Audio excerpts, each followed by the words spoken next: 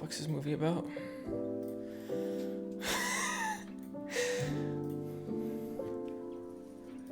How do you spell it?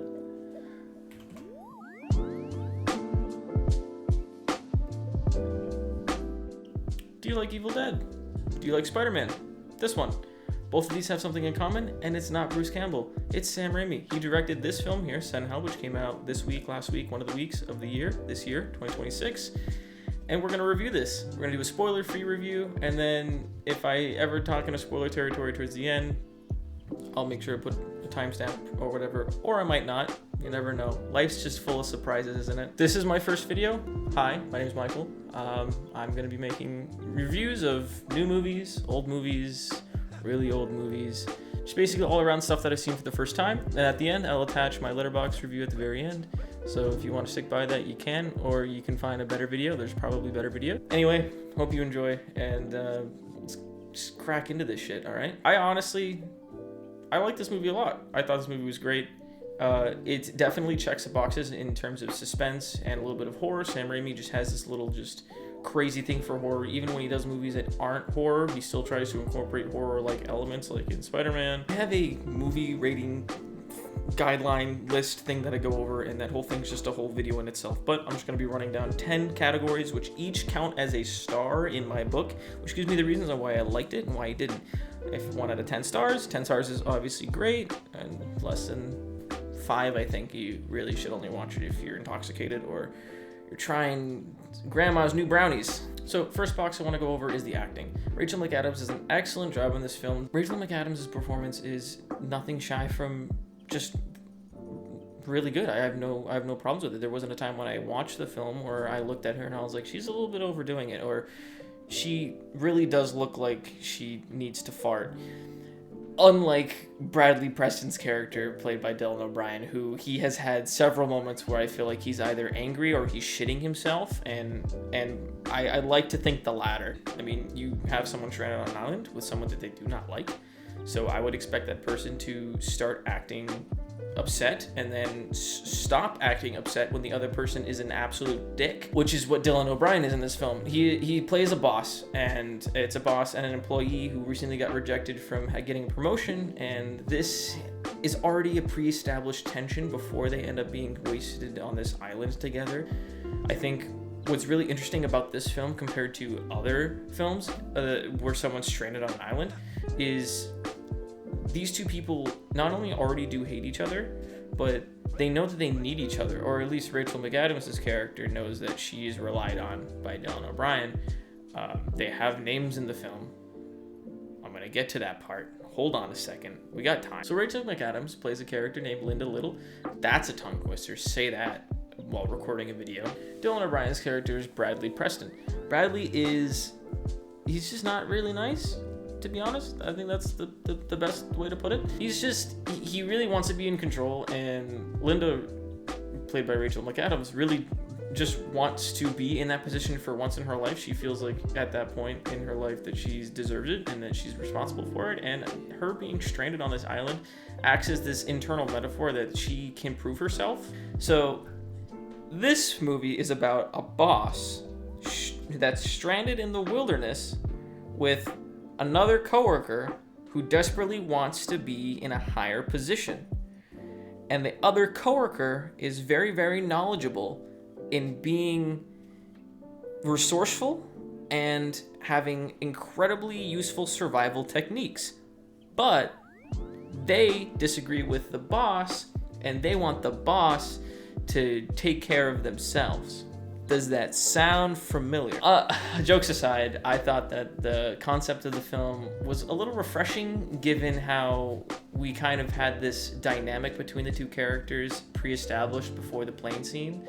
And by the way, the plane scene on its own, I think, is one of the highlights of the film, because they really do mix some elements up that sets it apart from other plane crash scenes in this similar subgenre, island. I won't give too much away, but usually from my knowledge, I didn't rewatch Castaway before I saw this movie, but to my knowledge, most plane scenes usually kind of cut a little bit after or before impact and they kind of just cut back to them washed ashore.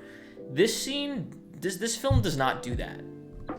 This film doesn't do that. It shows you pretty much most of what's going on until you really just need to cut to the passage of time to where now you can see that they're on shore. That's where the horror element from Sam Raimi comes in, because I like the way he settles with how a death should be shot. The cinematography is, in my opinion, one of the things that I really do look forward to when seeing a film. I think that telling the story through the visual is something that can be done that can have more of an impact on a person than simply the dialogue or someone's sad face on screen. And the cinematography is something that I find myself desiring when I want to go back to a film. Story is a very, very close second. Characters are a very, very close third. Cinematography in this film is flushed with variety. I find close-up shots, wide shots, I find POV shots. There's just several different things that happen in this film that constantly keep the audience refreshed and re-energized. And to me, it was so interesting just seeing how the different shots were going to be done on this one location throughout 80% of the film, because that's where they are on this island. Cinematography doesn't leave you bored. It doesn't leave you wanting more. It doesn't leave you breathless either. I think it's appropriately planned and appropriately timed to where each shot can count, whether it's utilizing different rules of filmmaking or whether it's just simply putting a camera on an RC car and letting it run through the jungle. I know you, Sam Raimi, you like to put a camera on wheels and just fucking push it, which is awesome, but still, that's like a staple of yours. Also, I did not look for the car. It's probably in there. I know that it's always in a Sam Raimi film. If you find it, comment below if it's in there. I'm not gonna Google search it. I'm gonna let you do the work. I've done this whole video. Just do me a solid.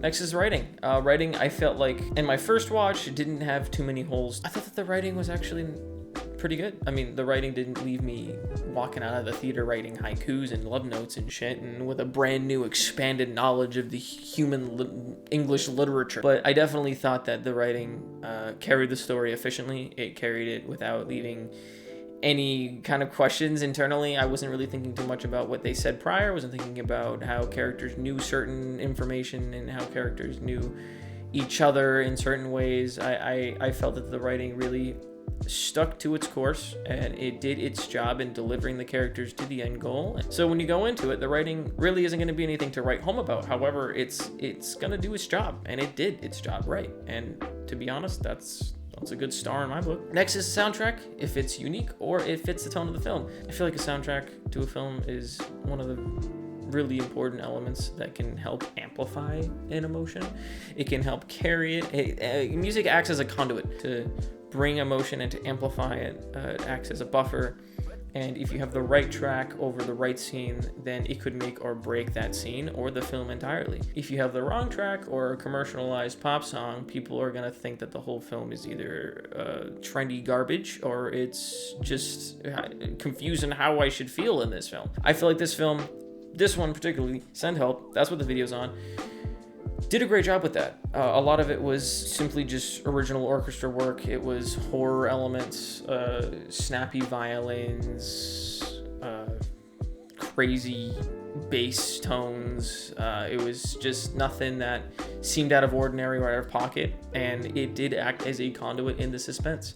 This film is a crazy suspense movie, and I thought that it really delivered that with the sound. Didn't really strike any red flags with me. I was in that RPX theater in Regal absolutely blasting, and the soundtrack did do its job in amplifying the suspense tones and making the audience, me and like 6 other elderly people at 1:25 p.m. on a Monday, feel really, really energized during some of those suspense scenes. And I found myself really intrigued, hooked in, the roots were deep, and I wasn't getting off that damn island.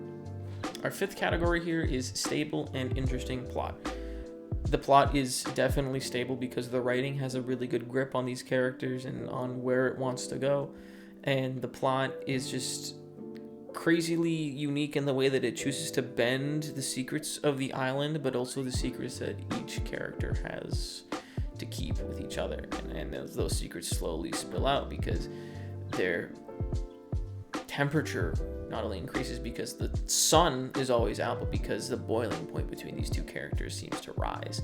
And when they do get to that breaking point, they just can't help but do things against each other or use the island against each other. And this is something that I feel like amplifies the dynamic of these two characters, and that's what makes the plot so interesting, is the dynamic of these two characters. Both of these characters have different desires, and they both want the same thing, but they both can't help but forget where they're doing this and why they're doing this and focus on the past. They're all focused on shit that happens in another place, in another time, and they're using that will to bend what happens in the future, and that's just the trouble of letting go. And that's the problem. These characters are so hold on this concept of who's the boss and who is, well, they want to be the boss, and that's just the problem here. Is you can't have two characters that are constantly at an ego war with each other when one has the desire to survive and the other one can just do it effortlessly. And that's where you have need and necessity, and that's how the writing is integral in the story, because one character needs the other. They know they need each other, so they can't kill each other, but they can't stand each other, and that's why this is such an interesting plot. And that kind of spills into the next category, or sixth one, which is unique narrative. And the unique narrative kind of takes a little bit from the last category, stable and interesting plot, because you have to have a unique narrative for it to have a interesting plot. And I think that it checks that box. The reason why unique narrative is its separate thing is in case that there is a subgenre that has been bended or combined with another subgenre that makes this film feel different from other subgenres. This is a survival island subgenre, so having this combination of these two characters and how both of them don't mix very well makes that narrative unique, because these two people who are just always internally, mentally at war with each other, except in some instances where one tries and one wants to be friends with the other, but it just doesn't go well. Our seventh category is visual effects, and honestly, I feel that the visual effects were pretty good. There weren't a point in the film where I was kind of off-put by how something looks, whether the lighting and the post-production CGI was off, or whether textures were off in certain parts of the film that were put there in post. None of that really struck me and left a sour taste or left anything left to be desired. Our eighth one is diving into a little bit of spoiler territory, but I'm going to try to keep it spoiler free, is satisfied with the ending. I am satisfied with the ending to an extent. There are characters that live and characters that die, but the morals of what they did prior to the ending and the outcome of the plot leaves me a little bit kind of on the fence on whether they deserve the ending that they got. You should honestly be the judge in that, and you should take your own moral compass into the theater with you if it doesn't make any noise, and allow yourself to really think, does this person really deserve what they got, or should they have gotten worse, or should they both have gotten bad, or should they both have gotten good, or whatnot. I'm honestly curious to know what you think. I personally think that the outcome of it is questionable, so I'm not going to be giving the star to this category, unfortunately. Does it hold the viewer's attention? I put this on here for a very good reason, because there are films that can be packed with beautiful writing and informational subtext, and I find myself just drifting and just not interested because the cinematography is too static, it's too looming. Cinematography, as I mentioned in the previous category for cinematography, crazy the label, is packed to the brim with variety, and I don't find myself getting bored. Going back to holding my attention, which is why it held my attention. The writing didn't feel unnecessary to where it was just mundane conversation. And our 10th category is personal taste / rewatchability. And yeah, honestly, it's fucking great. I would rewatch it. I have the desire to rewatch it right now. I want to rewatch it for multiple reasons, just so that I can validate these categories that I checked off and validate whether or not this film deserves a 9 out of 10. There's a separate video that I'll make about how I rate movies and all that other stuff. Now for the end of the review, I want to give this film an 8 out of 10. It checks off all the categories, leaving writing and satisfied with ending unchecked. The writing wasn't too spectacular to the point where I want to go back and just write more scripts and use influence from the dialogue to carry my own personal stories. It's just a simple, basic writing plot. It's a simple scheme, and I feel like that appropriately fits this film. However, it leaves more to be desired.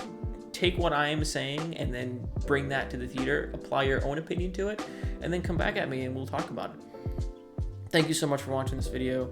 I really hope that you have a great rest of your day, and I'm probably gonna watch a movie tonight or an episode of King of Queens. I'll flip a coin. Have a good one.